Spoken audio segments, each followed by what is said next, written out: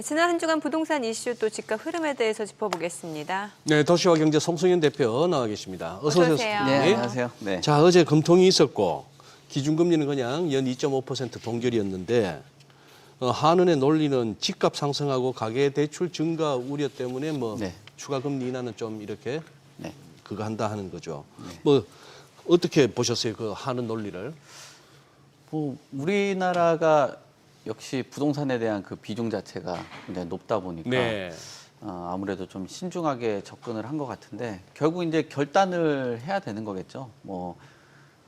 결국 이제 경제에 대해서 좀 무게를 좀 둘 것인지 아니면은 부동산 가격을 좀 잡는데 고민을 해볼 것인지 이 부분에 대해서는 부동산 가격이 좀 더 심각하다라고 판단을 한 것 같고 또 6.27 대책이 나왔잖아요. 예. 그 대책과 연장선상이 좀 있는 그런 흐름이라고 봐야 될 것 같아요. 여기서 대출 규제는 들어갔는데 여기 금리까지 인하가 되면 결국은 주택 가격을 좀 조정받을 수 있다라는 그 시장 심리를 다시 또 전환할 수 또 있다라고 돌릴 수도 있으니까. 볼 수 있다 보니까 이렇게 본 것 같아요. 예. 특히 주택 가격이 지금 상승률은 좀 둔화는 되고 있지만 여전히 가격이 쉽게 꺾이지 않고 있는 모습이거든요. 지금 CG에도 나와 있는 것처럼 강도는 굉장히 높아요. 지금 6억 원이라는 그 대출로 규제를 제한을 했지만 지금 서울은 0.4%가 지금 상승한 그런 추이거든요. 우리가 0.4라고 하면은 한 달 기준으로 보게 된다면 한 2% 가까이 되는 거니까 그게 1년 동안 쭉 이어지면은 거의 한 20% 이상 정도 올라가는 수치이기 때문에 여전히 6억 이하의 대출을 한다라고 해도 쉽게 꺾이지 않다 보니까 여기서 금리까지 인하를 하게 되면 주택 가격이 저 수치보다 더 높게 올라갈 수 있다라는 거죠. 그래서 그 부분들을 좀 신중하게 접근을 한 것 같고요. 그래서 집값 대출과의 이제 우려 그리고 집값 때문에 내용들 보니까 저출산이라든지 이런 부분하고도 연관성이 있어서 얘기를 하는 것 같습니다. 특히나 부채가 좀 조정은 받긴 하겠지만 그래도 여전히 높다라는 인식들이 있는 상황이기 때문에 이런 부분들을 좀 이제 금리로서 억제를 하려고 하는 것으로는 좀 보여집니다. 지금 부동산 시장도 네. 지역별 양극화가 굉장히 네. 심해지다 보니까 이른바 똘똘한 한 채 이거는 예전부터 계속된 네. 현상인데 네. 아이러니하게도 이게 세금 제도 때문에 이러한 현상이 더 심해졌다면서요. 당연히 그렇게 되고 있죠. 지금 예. 부동산 트렌드 자체가 굉장히 많이 변해서 네. 이따가 CG에 여러 내용들이 있긴 하겠지만 결국은 시장 구조 자체가 100억짜리 아파트 한 채는 네. 오히려 좀 더 낮고 10억짜리 아파트 10채, 5억짜리 아파트 20채는 완전히 지금 불리한 그런 상황이거든요. 그렇다 보니까 똘똘한 한 채 쪽으로 몰려가는 그런 흐름이죠. 그래서 우리가 예전부터 시장에서 많은 전문가들이 그리고 시장에 주택을 보유하고 계신 분들이 항상 지적을 해왔던 게 네. 주택 가격이 자산으로 봐야지 이게 숫자로 계속 언제까지 볼 거냐.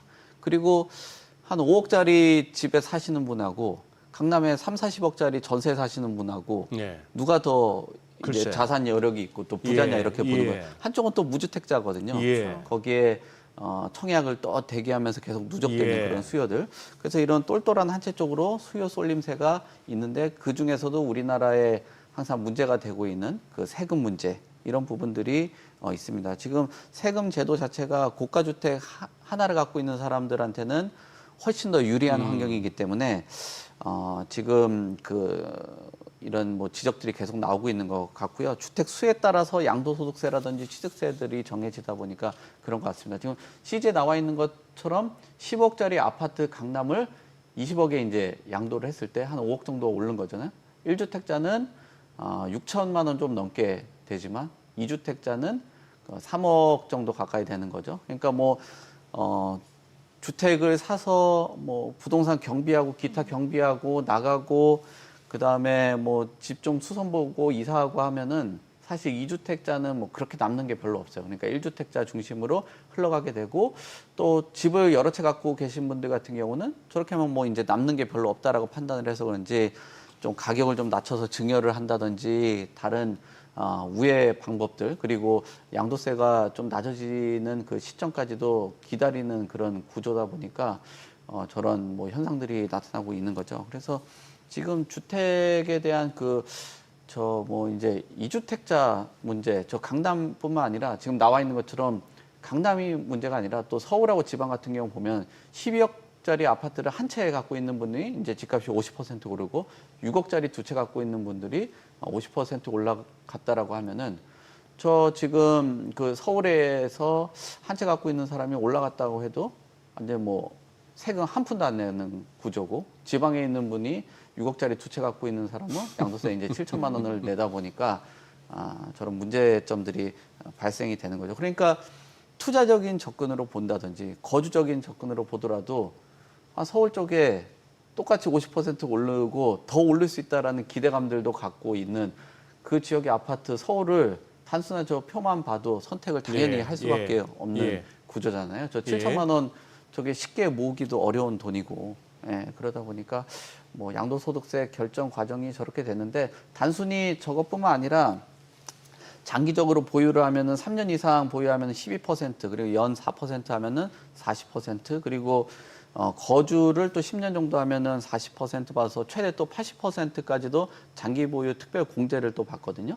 그러면 12억이 아니라 훨씬 더 많은 금액이 오른다라고 해도 서울에 주요 아파트 한 채를 갖고 있는 게 굉장히 뭐 수익으로 봤을 때 또 이제 내가 소위 말하는 그 갈아타기 했을 때도 유리하기 때문에 이 부분에 대해서 똘똘한 한 채가 구조적으로 선택을 안 하는 게 좀 뭐 소위 뭐 바보 소리 들을 정도로 당연히 저렇게 굴러가는 구조죠. 네. 그래요. 지금 우리 송 대표님 설명 듣다 보면은 이제 왜 그렇게 똘똘한 한 채 그래서 서울의 그 아파트 한 채 값 듣는 순간 다들 눈이 튀어나올 정도인데 반면에 지방에는 또 미분양이 속출하고 있고 자, 저걸 갖다 모르지는 않을 텐데 정책 당국도. 아니 그러면 지금 저 세제 어떤 조정 가능성이 있습니까? 세금에 대한 뭐 조정 가능성 요구들은 많고 솔직히 뭐 논의들 하는데 맨날 떠드는 거는 떠들기만 하고 떠들기는 하는데 항상 얘기하는 게 뭐 거래세는 낮추고 보유세는 올리고 또 이런 주택 수가 아니라 가액으로 가야 된다.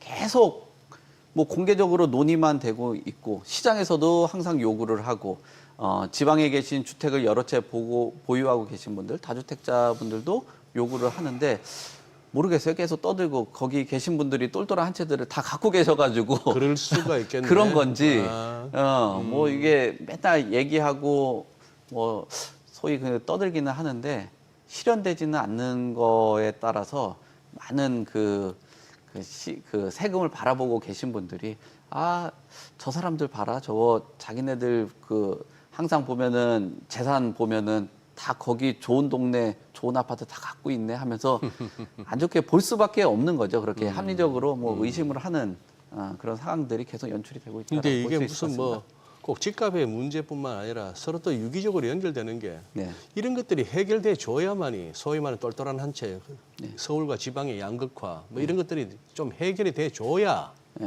저출산 문제도 해결되는 거예요. 맞습니다. 뭐 서울에 살 수가 있어야지. 수도권이나 뭐 할 것 없이. 참 그러네요.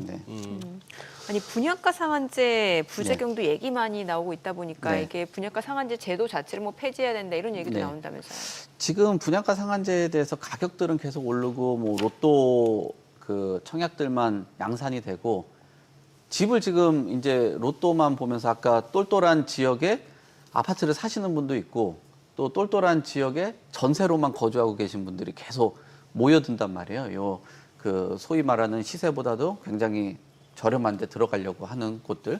왜냐하면은 분양가 상한제 적용 지역들을 보면은 지금 강남권하고 서초, 송파, 강동, 마포 지역들 안에서도 가장 핵심 지역들이거든요. 여기서 소위 뭐 당첨되면은 앉은 자리에서 뭐 5억, 10억씩 먹는데 그거를 선택을 안 할 상황이 없죠. 근데 이제 여기서 또 구조적으로 보면 뭐냐면 저 좋은 자리에 분양가 상한제로 적용이 되다 보니까 가격을 누른 상태에서 수요는 쌓여 있고 그래서 뭐 로또가 발생되는데 품질은 또 저는 양질의 지역에서 주택 공급들이 안 나타난단 말이에요. 그러니까 항상 강남에 제일 좋은 집인데 3, 40억짜리 아파트에서 아마 이제 그 장마 지나고 이제 폭풍 같은 거 오고 나면 이제 또 물 떨어지는 그 영상들 꼭 나올 거예요. 그럴 그런 거예요. 저품질 상품들이 계속적으로 발생되고 있다. 그래서 이 비용에 대한 문제들이 있는데 그 과정 안에서 이제 또 그런 생각들을 견제를 하는 게 이제 로또가 되는 그 수요자들도 있지만 또 저기 이제 시공을 그 맡게 되는 곳들은 또 가격이 계속적으로 또 올라가면 로또 시공사가 되거든요. 거기에서 시공권을 딱 따게 된다라면. 그래서 적정한 금액 안에서 움직일 필요는 있는데 그 요즘에 지금 나오는 것처럼 평균 분양가 추이하고 그다음에 공사비 지수하고 이런 거 오르는 거 대비했을 때는 너무 가격의 눌림이 좀 강하다라는 거는 현실적으로 봐야 된다. 그래서 일정 부분 가격들 뭐 분양가 상한제가 뭐 그냥 드라마틱하게 바뀌기는 어렵겠지만 그래도 현실적인 거를 고려를 하고 품질들도 올려주고 주거 상향을 하면서 기존에 있던 분들이 좀 좋은 집으로 가고 그 자리에 중산층들이나 뭐 이제 저소득 계층들이 뭐 사다리를 통해서 움직이는 그런 구조가 돼줘야 된다. 그래서 지금 공사 수익도 일정 부분 확보가 되지 않는다면 양질의 공급들이 나오기는 어렵다. 그래서 그런 것들이 뭐 주택 가격의 불안정이라든지 임대 시장의 불안정까지도 이어질 수 있다고 봅니다. 뭐 집은 안 사고 이렇게 그냥 신축 아파트 강남에서 이렇게 전세로만 왔다 갔다 하는 후배가 그러더라고요. 저녁에 거실이나 안방이나 할 것 없이 이동할 때 발레를 해야 된답니다. 그냥 토슈즈 신고 층간소음 때문에 그렇게 해야 이웃 간에 불화도 없고 그다음에 이건 무슨 뭐 옛날 그 응답하라 1988 덕선이네 집 방도 아니고 소주병을 갖다가 눕혀놓으면은 그냥 저 굴러가서 저 벽에 쿵 박힌 이게 수평이 안 되는 거죠. 그렇죠. 그 강남 아파트라던데 뭐 로봇 청소기 돌리는 소리도 난다고 그러더라고요. 로봇 청소기 돌리는 소리까지 그거 돌리는 소리까지도 난다. 심각하죠. 그 비싼 땅에 그 요즘 공사비 하는데 분양가 상한제를 했으니 그럴 수밖에 없겠구나. 그렇죠. 뭐 그렇죠. 시공사도 남아야 되는데 현실적인 수준은 해주는 게 맞다라고 봅니다. 그러니까. 그러니까 꼼수도 등장하잖아요. 뭔가 옵션으로 다 빼잖아요. 자꾸 맞아. 그래 뭐. 그러니까 이게 뭐 현장에서 시공 문제뿐만 아니라 뭐 말씀 주신 로또 청약 광풍 이것도 조정한다는데 이건 실제로 어떤 사례들이 지금 있는 거예요? 지금 그 분양가 상한제 적용되는 곳들의 청약 경쟁률이 굉장히 뜨거운데 그쪽으로만 지역의 이목이 집중이 되는 거예요. 그러니까 아까 얘기한 것처럼 제 주변에도 그런 분이 있거든요. 새 아파트에 전세만 계속 돌아다니는 거예요. 본인 당첨될 때까지. 계속 돌아다니시는 그 분이 있는데 뭐 아주 비싼 전세 살면서 하죠. 그런데 그분들이 계속적으로 쏠림 현상들이 나타나고 거기서 이제 그 바로 좀 해소가 돼줘야 되는데 누적되는 수요들이 청약 경쟁률을 올리고 있거든요. 지금 대치동 DH 같은 경우도 평균 청약 경쟁률이 뭐 우리가 수십 대 수백 대 1 정도도 많이 봤잖아요. 근데 저기 보면 네 자릿수예요. 지금 1025대 1이 나왔었고요. 그리고 레미안 원펜타스도 527대 1이 나왔거든요. 그러니까 뭐 대치동, 서초동 이런 곳들에서 뭐 이렇게 높은 청약 경쟁률이 나오는데 그런 것들은 뭐냐면 가격은 누르라고 하고 시세는 높고 거기에 이제 당첨되면은 그 소위 말하는 그 안전 마진을 넘어서 로또 수익을 얻게 되는 거죠. 거기서 이제 몇 년 거주하다가 솔직히 또 팔고 또 다른 데 이사 가고 해도 또 나중에 자산 그 형성을 하고 나서 은퇴하고 나서 뭐 적정한 면적으로 이동하고 하면은 돈을 그렇게 크게 버는데 그리고 요즘 돈 벌기 어려운데 뭐 소위 뭐 이 로또 청약을 양산을 하는 것뿐만 아니라 다 청약 시장으로 몰리고 다 그 지역의 그 뭐 인지도를 굉장히 크게 높이기 때문에 거기에 사람들의 이목이 집중되고 거기에서 이제 양극화 현상들이 크게 발생되는 문제들도 있습니다. 지금 저 627 대출 규제 이후에 지금 전세 쪽은 어떻게 되나요? 전세 문제 좀 심각하던데요. 지금 그래요? 전세가 매물수가 계속 줄어들고 있다라는 거는 결국 시장에서 이제 매매를 희망하시는 분들이 자발적으로 전세로 가시는 분들도 있겠지만 돈이 막히니까 예. 어쩔 수 없이 전세나 월세를 선택하시는 분들이 많아요. 그래서 예. 매물에 대한 물량들도 지금 나온 것처럼 굉장히 많이 줄고 있는 그런 상황이고요. 그럼 전세 수요는 늘었고 예. 공급은 줄고. 그렇죠. 입주 물량들도 지금 공급 물량들도 줄고 시장에서 유통되고 있었던 물량들도 이제 매매에서 전세 쪽으로 가다 보니까 계속 소화가 되는 거죠. 그래서 매물 수도 줄고 지금 월세에 대한 그리고 전세에 대한 거래 비율도 61%까지도 굉장히 많이 올라왔습니다. 그래서 지금 나오고 있는 것들이 이런 유통되는 물량들이 이렇게 줄고 빨리 해소가 되다 보니까 임대차법에 대해서도 지금 좀 손을 봐야 된다라고 얘기하거든요. 그래서 우리나라가 이제 그 임차인들이 좀 그 보호가 좀 약하다라는 평가들이 있었어요. 근데 지금 뭐 독일이라든지 이런 곳들은 뭐 무제한으로 연장하는데, 근데 거기 같은 경우는 상환 비율이 5%가 아니라 제가 알기로는 한 10% 정도 되는 걸로 알고 있거든요. 그러니까 10% 정도라면 계속 순환을 할 수 있는 구조고, 그다음 뭐 프랑스 같은 경우도 괜찮고, 근데 이제 미국이나 뭐 싱가포르 같은 경우는 굉장히 좀 시장 친화적으로 있어서 막 태거가 자유롭게, 그리고 뭐 집주인하고 그다음에 임차인하고 좀 균형이 좀 맞다라는 평가들이 많이 있습니다. 근데 여기서 우리가 왜 임대차법을 좀 조정을 해야 되고 개정을 해야 되냐라는 얘기가 나오는 게, 네. 제가 아까 말씀드렸던 독일, 뭐 프랑스, 미국, 싱가포르 이런 곳들이 있는데 예. 이 나라는 전세가 없잖아요.